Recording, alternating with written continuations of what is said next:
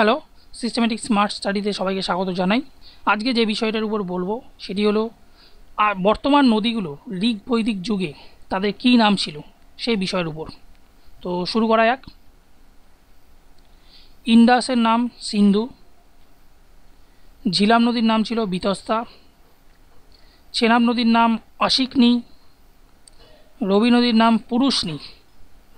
এইসব নদীগুলো ঋগ বৈদিক যুগে কী নাম ছিল সেই নামটার আজ পরিবর্তন হয়ে এই নামগুলো হয়েছে আজকে বর্তমান যুগে।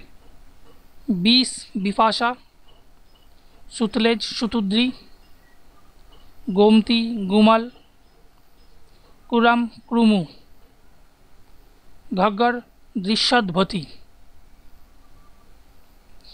তো এই পর্যন্তই ছিল আজকে ভিডিওটি।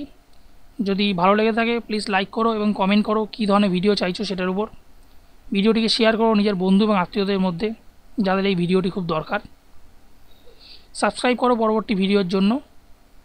ধন্যবাদ ভিডিওটিকে দেখার জন্য।